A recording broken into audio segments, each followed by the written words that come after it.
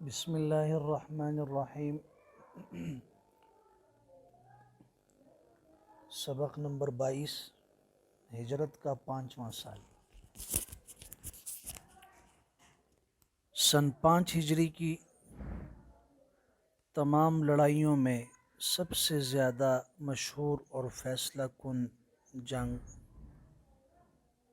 جنگ خندق، جس کا دوسرا نام جنگ احزاب ہے۔ رسول اللہ صلی اللہ علیہ وسلم نے دشمنوں سے حفاظت کی خاطر مدینہ منورہ کے ارد گرد خندق کھدوائی، اس لیے اس لڑائی کو جنگ خندق کہا جاتا ہے۔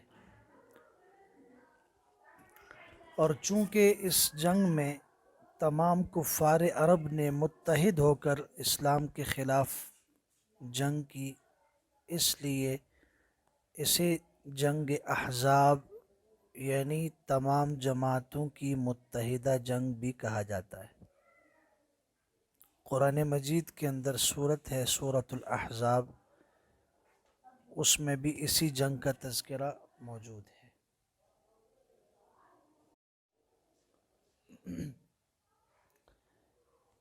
اس سے قبل یہ بات ہم جان چکے ہیں کہ قبیلہ بنو نذیر کو جب مدینہ منورہ سے نکالا گیا تو ان میں سے چند خیبر میں جا کے آباد ہوئے، اور خیبر کے یہودیوں نے ان لوگوں کا اتنا اعزاز اور اکرام کیا کہ ان میں سے سلام ابن مشکم، ابن ابی الحقیق، حوی ابن اخطب اور کنانہ ابن ربی کو اپنا سردار بنا لیا۔ یہ لوگ مسلمانوں کے خلاف غیظ و غضب سے بھرے ہوئے تھے، انتقام کی آگ ان کے سینوں میں دہک رہی تھی، اس لیے ان لوگوں نے مل کر مدینہ منورہ پر ایک زبردست حملے کی اسکیم بنائی۔ چنانچہ یہ تینوں اس مقصد کے پیش نظر مکہ مکرمہ گئے اور کفار قریش سے مل کر کہا، اگر تم لوگ بھی ہمارا ساتھ دو تو ہم مسلمانوں کو صفحہ ہستی سے مٹا دیں گے۔ کفار قریش تو خود بھی انتقام کی آگ میں جل رہے تھے، انہوں نے یہودیوں کی ہاں میں ہاں ملائی۔ چنانچہ یہ تینوں وہاں سے مثبت جواب پا کر قبیلہ بنو غطفان کی طرف گئے اور خیبر کی آدھی آمدنی کا لالچ دے کر ان لوگوں کو بھی مسلمانوں کے خلاف جنگ پر آمادہ کر لیا۔ پھر بنو غطفان نے اپنے حلیف بنو اسد کو بھی تیار کر لیا۔ ادھر یہودیوں نے اپنے حلیف قبیلہ بنو سعد کو بھی اپنا ہم نوا بنایا، اور اسی طرح کفار مکہ نے بھی اپنی رشتہ داریوں کی بنیاد پر قبیلہ بنو سلیم کو اپنے ساتھ ملایا۔ اس طرح عرب کے دیگر قبائل بھی مل کر ایک لشکر جرار کی صورت میں، جس کی تعداد 10,000 تھی، مسلمانوں کے خلاف تیار ہو گئی۔ ابو سفیان کو سپہ سالار منتخب کیا گیا۔ اس خوفناک حملے کی خبریں مدینہ منورہ میں پہنچی تو رسول اللہ صلی اللہ علیہ وسلم نے صحابہ کرام کو مشورے کے لیے جمع فرمایا کہ اس حملے کا مقابلہ کس طرح کیا جائے۔ سلمان فارسی رضی اللہ تعالیٰ عنہ نے یہ رائے دی کہ جنگ احد کی طرح شہر سے باہر نکل کر اتنی بڑی فوج کے حملے کو میدانی لڑائی میں روکنا مصلحت کے خلاف ہے، مناسب یہ ہے شہر کے اندر رہ کر دفاع کیا جائے، اور اس دفاع کی خاطر شہر کے گرد جس طرف سے کفار کی چڑھائی کا خطرہ ہو ایک خندق کھودی جائے، تاکہ کفار کی پوری فوج بیک وقت حملہ آور نہ ہو سکے۔ مدینہ کے 3 طرف چونکہ مکانات کی تنگ گلیاں اور کھجوروں کے جھنڈ تھے، اس لیے ان تینوں اطراف سے حملے کا کوئی خطرہ نہ تھا، صرف ایک رخ کھلا ہوا تھا، اس لیے یہ طے کیا گیا کہ اسی طرف 5 गज गहरी खंदक खोदी जाए। चुनाचे 8 ज़ीक़ादा सन 5 हिजरी को हुजूर सल्लल्लाहु अलैहि वसल्लम 3000 सहाबा किराम को लेकर खंदक खोदने में मसरूफ़ हो गए। आप अलैहिस्सलाम ने ख़ुद अपने दस्त मुबारक से खंदक की हदबंदी फरमाई। 10-10 आदमियों पर 10-10 गज ज़मीन तकसीम फरमाई और तकरीबन 20 दिन में ये खंदक तैयार हुई। हज़रत अनस फरमाते हैं रज़ी अल्लाह तआला अन्हु के रसूलुल्लाह सल्लल्लाहु अलैहि वसल्लम खंदक के पास तशरीफ़ लाए। जब देखा अंसार व मुहाजिरीन सख्त सर्दी के मौसम में सुबह के वक्त कई कई फाकों के बावजूद नहायत मुस्तैदी के साथ खंदक खोदने में मशगूल हैं, तो आप अलैहिस्सलाम ने ये अशार पढ़ना शुरू किए। अल्लाहुम्मा इन्नल आइश आइशुल आखिरा। बाज़ रिवायत में आता है अल्लाहुम्मा ला आइश इल्ला आइशुल आखिरा फ़ग़फ़िरिल अंसार वल मुहाजिरा। अल्लाह ज़िंदगी तो बस आखिरत की ज़िंदगी है, लिहाजा तू अंसार व मुहाजिरीन की मग़फ़िरत फरमा।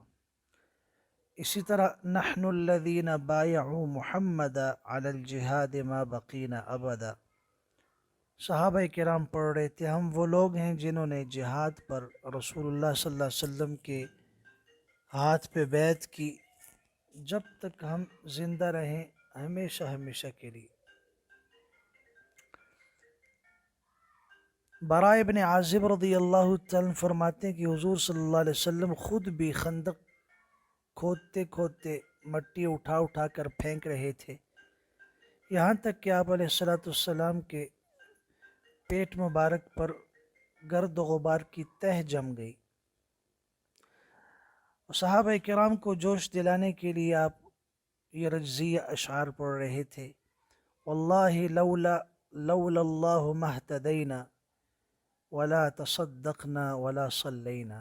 अल्लाह की कसम, अगर अल्लाह का फ़ज़ल न होता तो हम न हिदायत पाते और न सदका देते न नमाज पढ़ते। फ़अंज़िलन सकीनतन अलैना वसब्बितिल अक़दाम इन लाक़ैना। लिहाज़ा अल्लाह हम पर क़ल्बी इत्मीनान नाज़िल फरमा और जंग के वक्त हमको साबित कदम फरमा।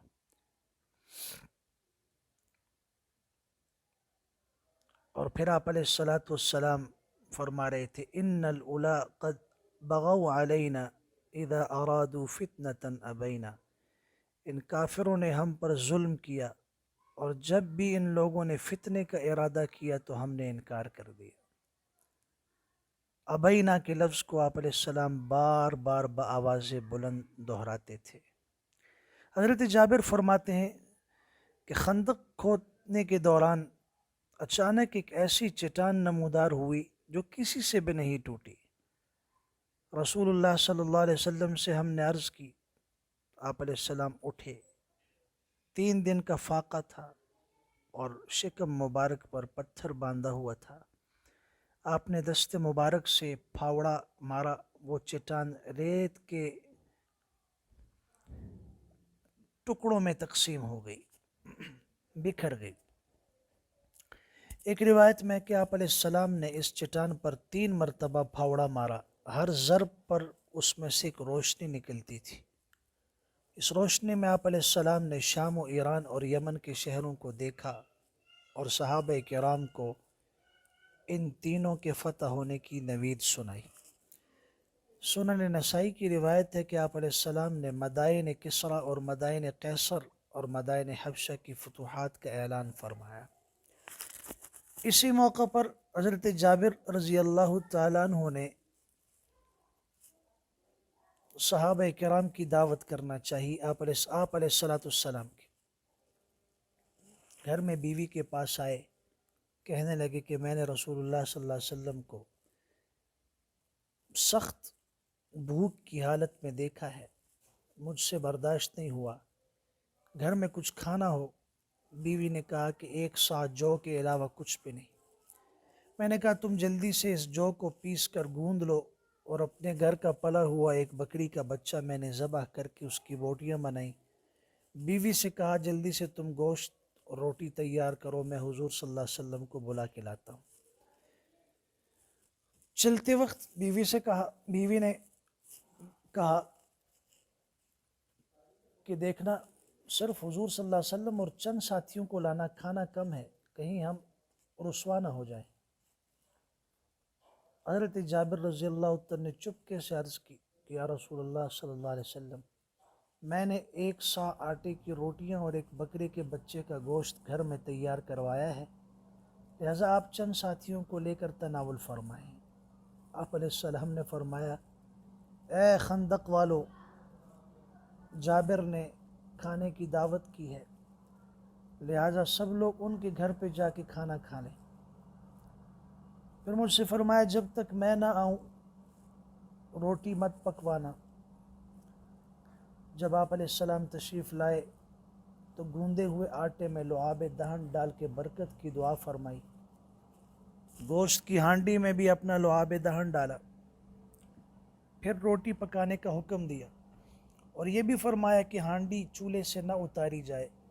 روٹی پکنا شروع ہوئی، ہانڈی میں سے حضرت جابر کی بیوی نے گوشت نکال کر دینا شروع کیا۔ 1000 آدمیوں نے خوب سیر ہو کے کھانا کھایا، مگر گوندا ہوا آٹا جتنا پہلے تھا اتنا ہی رہا اور ہانڈی چولہے پر بدستور جوش مار رہی تھی۔ اسی طرح ایک لڑکی اپنے ہاتھ میں کچھ کھجوری لے کر آئی۔ آپ علیہ السلام نے پوچھا، کیا ہے؟ کہنے لگی، کچھ کھجوریں ہیں جو میری ماں نے میرے باپ کے ناشتے کے لیے بھیجی ہیں۔ آپ علیہ السلام نے ان کھجوروں کو دست مبارک میں لے کر ایک کپڑے پر پھیلایا اور تمام خندق والوں کو بلا کے فرمایا، خوب سیر ہو کر کھاؤ۔ چنانچہ سب نے وہ سیر ہو کر کھجوریں کھائیں۔ یہ دراصل رسول اللہ صلی اللہ علیہ وسلم کے معجزات تھے۔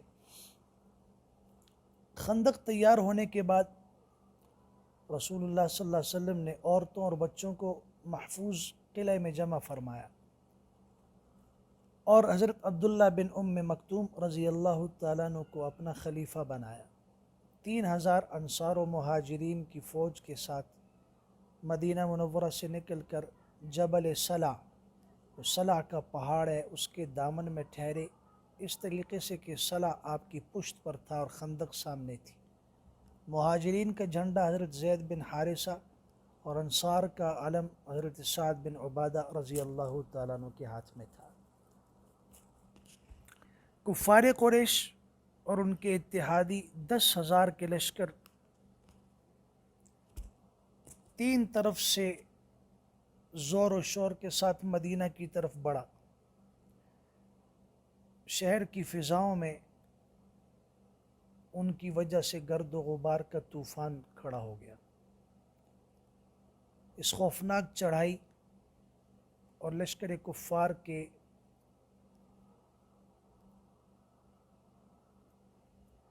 معرکہ آرائی کا نقشہ قرآن مجید نے کچھ یوں بیان کیا ہے، اذ جاؤوکم من فوقکم ومن اسفل منکم واذ زاغت الابصار وبلغت القلوب الحناجر وتظنون باللہ الظنون هنالک ابتلی المؤمنون وزلزلوا زلزالا شدیدا۔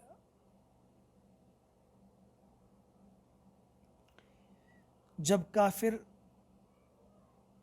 تمہارے اوپر سے آئے اور تمہارے نیچے سے، اور جب آنکھیں ٹھٹک کر رہ گئیں اور دل گلوں کے پاس آ گئے اور تم اللہ پر طرح طرح کے گمان کرنے لگے، اس موقع پر مسلمان امتحان میں ڈالے گئے اور بڑے زور کے زلزلے میں جھنجھوڑ کر رکھ دیے گئے۔ اس موقع پر منافقین نے بھی اجازت طلب کی، جس کو قرآن کہتا ہے وَيَسْتَأْذِنُ فَرِيقٌ مِّنْهُمُ النَّبِيَّ يَقُولُونَ إِنَّ بُيُوتَنَا عَوْرَةٌ وَمَا هِيَ بِعَوْرَةٍ إِن يُرِيدُونَ إِلَّا فِرَارًا۔ منافقین میں سے کچھ نبی کریم صلی اللہ علیہ وسلم سے اجازت طلب کرتے تھے، کہتے ہیں کہ ہمارے گھر خالی ہیں، حالانکہ وہ خالی نہیں ہے، وہ صرف اور صرف بھاگنا چاہتے ہیں۔ مگر سچے اسلام کے سپاہی مہاجرین اور انصار کفار کی لشکر کی طغیانی دیکھ کر سینہ سپر ہو کے ڈٹ گئے اور ان کے ایمان میں اور اضافہ ہوا، جس کو قرآن نے بیان کیا وَلَمَّا رَأَى الْمُؤْمِنُونَ الْأَحْزَابَ قَالُوا هَذَا مَا وَعَدَنَا اللَّهُ وَرَسُولُهُ وَصَدَقَ اللَّهُ وَرَسُولُهُ وَمَا زَادَهُمْ إِلَّا إِيمَانًا وَتَسْلِيمًا۔ جب مسلمانوں نے کفار کے لشکروں کو دیکھا تو بول اٹھے کہ یہ تو وہی منظر ہے جس کا اللہ اور اس کے رسول نے ہم سے وعدہ کیا تھا، اور اللہ اور اس کا رسول دونوں سچے ہیں، اور اس نے ان کے ایمان اور اطاعت کو اور زیادہ بڑھا دیا۔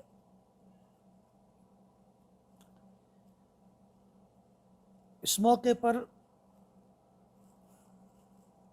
قبیلہ بنو نذیر تو پیش تھے، کفار کو جمع کرنے میں انہی کا کردار تھا، لیکن اب تک قبیلہ بنو قریظہ کے یہودی غیر جانبدار تھے۔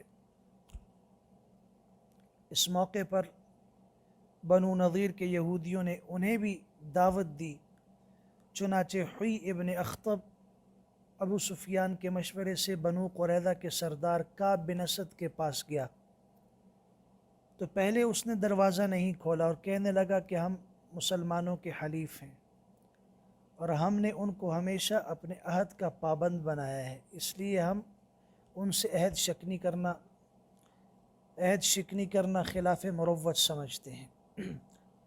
لیکن بنو نذیر کے یہودیوں نے اس قدر اصرار کیا اور ورغلایا کہ بالآخر کعب بن اسد معاہدہ توڑنے پہ راضی ہوا۔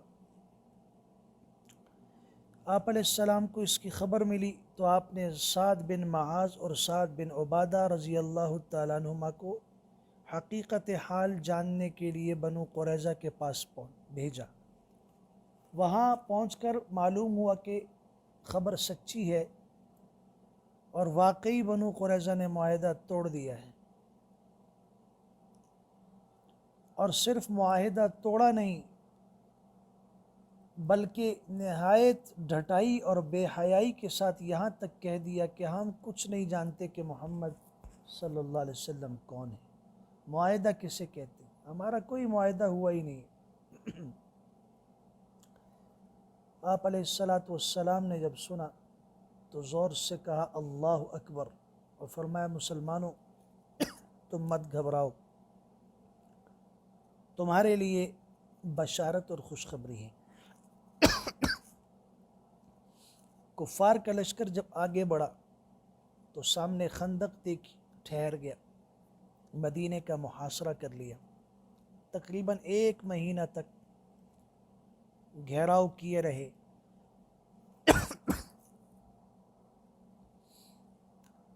ایک طرف محاصرہ تھا اور دوسری طرف وہ حملہ کرنا چاہتے تھے کہ مسلمانوں کی عورتیں اور بچے قلعوں میں تھے۔ آپ علیہ السلام نے خندق کے مختلف حصوں پر کچھ صحابہ کرام کی ڈیوٹیاں لگائیں کہ وہ کفار کے حملوں کا مقابلہ کریں، ان پہ نظر رکھیں۔ اسی طرح عورتوں اور بچوں کی حفاظت کے لیے بھی کچھ صحابہ کرام کو متعین فرمایا۔ محاصرے کی وجہ سے مسلمانوں کو پریشانی ہوئی، فاقے پر فاقے ہونے لگے۔ آپ علیہ السلام نے خیال فرمایا کہیں مہاجرین اور انصار ہمت نہ ہار جائیں۔ آپ نے ارادہ فرمایا کہ قبیلہ غطفان کے سردار عیینہ بن حصن سے اس شرط پہ معاہدہ کر لیں کہ وہ مدینہ کی 1/3 پیداوار لے لیا کرے اور کفار کا ساتھ چھوڑ دے۔ مگر جب آپ علیہ السلام نے حضرت سعد بن معاذ اور سعد بن عبادہ رضی اللہ تعالیٰ عنہما کے سامنے اپنے خیال کا اظہار فرمایا تو دونوں نے عرض کیا، یا رسول اللہ، اگر اس بارے میں وحی آ چکی ہے تو پھر تو ہمیں کوئی انکار کی صورت ہی نہیں، اور اگر یہ رائے ہے تو جب ہم کفر کی حالت میں تھے اس وقت تو قبیلہ غطفان کے سرکش ہماری ایک کھجور نہ لے کر جا سکے، اور جب اللہ نے ہمیں اسلام اور آپ کی غلامی کے ساتھ عزت دی ہے تو پھر کیسے ممکن ہے کہ ہم اپنا مال کافروں کو دے دیں؟ ہم ان کفار کو کھجوروں کا انبار نہیں بلکہ نیزوں اور تلواروں کی مار کا تحفہ دیتے رہیں گے یہاں تک کہ اللہ ہمارے اور ان کے درمیان میں واضح فیصلہ فرما دے۔ آپ علیہ الصلاۃ والسلام نے خوشی کا اظہار فرمایا۔ خندق کی وجہ سے دست بدست لڑائی نہیں ہو سکتی تھی، کفار بھی حیران تھے، پریشان تھے، خندق کو کیسے پار کریں، مگر وہ دونوں طرف سے روزانہ تیر اور پتھر چلا کرتے تھے۔ آخر ایک دن عامر بن عبد ود اور اکرمہ بن ابی جہل، حبیرہ بن ابی وہب اور زرار بن خطاب وغیرہ کچھ بہادر کافروں نے بنو کنانہ سے کہا، اٹھو آج مسلمانوں سے جنگ کر کے بتا دو کہ شاہ سوار کون ہے۔ چنانچہ یہ لوگ خندق کے پاس آئے اور ایک ایسی جگہ سے جہاں خندق کی چوڑائی کچھ کم تھی،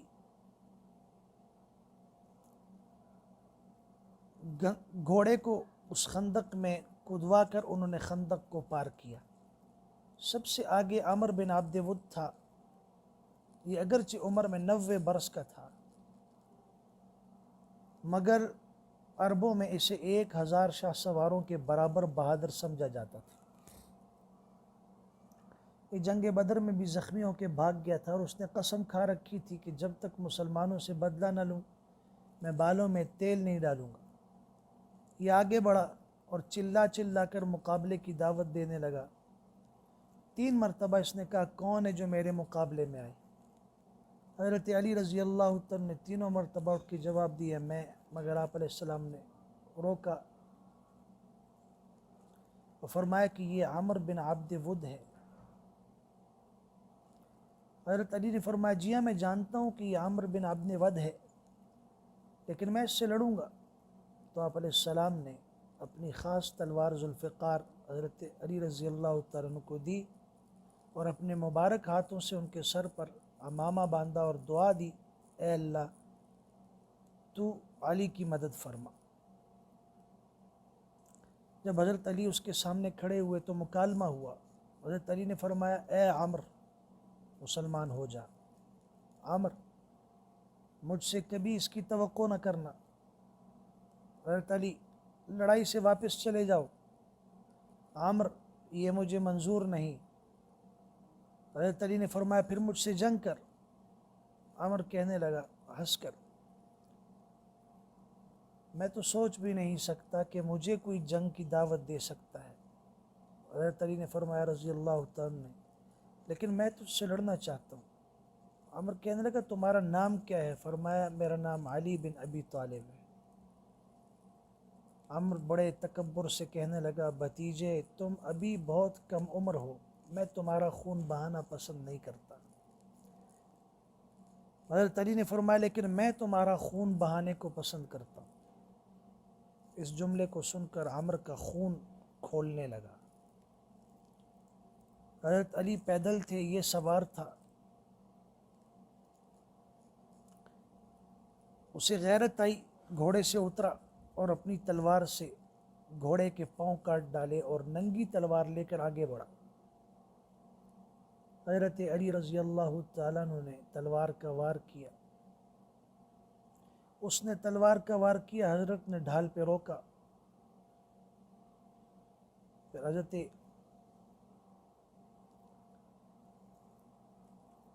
علی رضی اللہ تعالیٰ عنہ کو تھوڑا سا پیشانی کے اوپر زخم بھی لگا۔ حضرت علی رضی اللہ تعالیٰ عنہ نے تڑپ کر فرمایا، اے عامر سنبھل جا، اب میری باری ہے۔ اور پھر آپ نے ایسا ہاتھ مارا کہ عامر کی تلوار حضرت علی رضی اللہ تعالیٰ عنہ کی تلوار اس کے شانے کو کاٹتی ہوئی کمر سے پار ہو گئی اور وہ زمین پہ گرا۔ حضرت علی رضی اللہ تعالیٰ عنہ وہاں سے چل پڑے۔ اس کے بعد نوفل آیا اور کہنے لگا میرے مقابلے کے لیے کون آتا ہے؟ حضرت زبیر بن عوام رضی اللہ تعالیٰ عنہ نے دو ٹکڑے کر دیا اس کو۔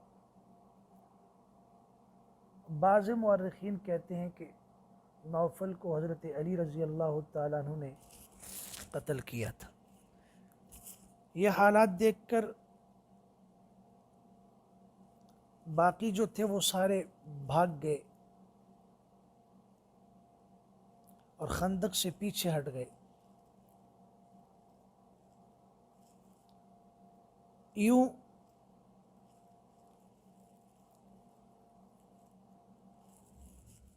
ممکنہ طریقے سے مختلف اوقات کے اندر وہ جو بھی اپنے لیے کوئی راستہ ممکن پاتے تھے تو کوشش کرتے تھے کہ تیر اندازی ہو، ادھر سے پتھروں کا سلسلہ بھی جاری تھا۔ خالد بن ولید رضی اللہ تعالیٰ اس وقت مسلمان نہیں تھے، اپنی فوج کے ساتھ ایک جگہ سے خندق پار کر کے آئے اور بالکل ہی اچانک حضور صلی اللہ علیہ وسلم کے خیمہ اقدس پر حملہ کر دیا، مگر حضرت اسید بن حضیر رضی اللہ تعالیٰ عنہ نے دیکھا اور 200 مجاہدین کو لے کر دوڑ پڑے۔ لڑائی ہوئی، جم کر لڑائی ہوئی، یہاں تک کہ کفار کا راستہ رکا اور وہ حضور صلی اللہ علیہ وسلم کے خیمے تک نہ پہنچ سکے۔ اس شدید لڑائی میں نماز عصر قضا ہو گئی، تو بخاری شریف کی روایت میں ہے کہ آپ حضرت عمر رضی اللہ تعالیٰ عنہ جنگ خندق کے دن سورج غروب ہونے کے بعد کفار کو لان تان کرتے ہوئے بارگاہ رسالت میں حاضر ہوئے اور عرض کی یا رسول اللہ میں نماز عصر نہیں پڑھ سکا، تو آپ علیہ السلام نے فرمایا میں نے بھی ابھی تک عصر نہیں پڑھی۔ پھر آپ علیہ السلام نے بدعا دی ملأ اللہ علیہم بیوتہم وقبورہم نارا کما شغلونا عن الصلاة الوسطی حتی غابت الشمس۔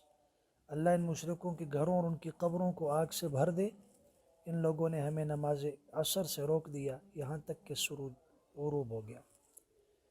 اس موقع پر آپ علیہ السلام نے دعا بھی فرمائی اللہم منزل الکتاب سریع الحساب اہزم الاحزاب اللہم اہزمہم وزلزلہم۔ اے اللہ کتاب کو نازل کرنے والی ذات، جلد حساب لینے والے، تو ان کفار کے لشکروں کو شکست دے دے، اے اللہ ان کو شکست دے اور انہیں جھنجھوڑ دے۔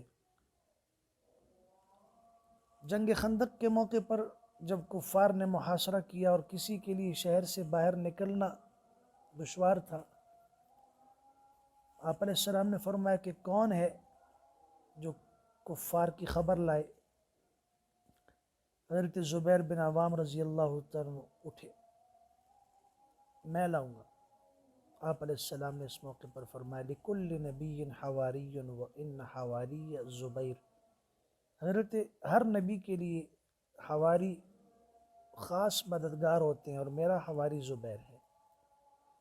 تو اس موقع پر حضرت زبیر بن عوام رضی اللہ تعالیٰ عنہ کو حواری کا خطاب ملا۔ اس جنگ میں مسلمانوں کا جانی نقصان تو کم ہوا، یعنی کل 6 مسلمان شہید ہوئے، مگر انصار کے سردار سعد بن معاذ جو قبیلہ اوس کے سردار تھے رضی اللہ تعالیٰ عنہ، تیر سے زخمی ہوئے اور پھر ان کو شفا نہ ہوئی۔ ابن عرقہ نامی ایک کافر تھا جس نے نشانہ باندھ کے تیر مارا، جو آپ کی رگ پہ لگا اور وہ رگ کٹ گئی۔ جنگ ختم ہونے کے بعد مسجد نبوی میں خیمہ گاڑا گیا، علاج شروع ہوا زخمیوں کا۔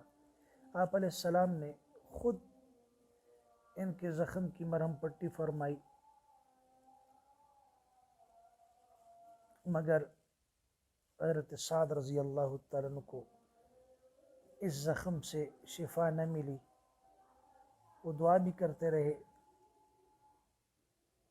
اور اللہ سے مانگتے رہے اللہ میرے اس زخم کو تو پھاڑ دے اور اسی زخم میں مجھے موت عطا فرما۔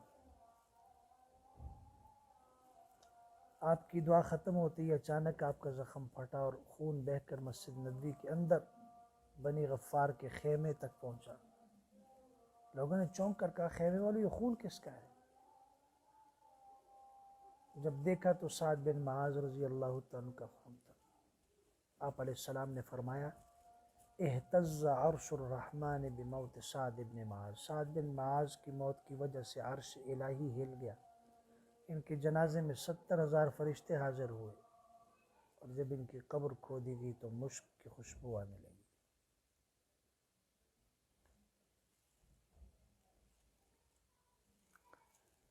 یہاں کے کچھ اور بھی حالات ہیں جنگ احزاب کے جو آئندہ کے درس میں انشاءاللہ عرض کریں گے ہم۔ وما علینا الا البلاغ۔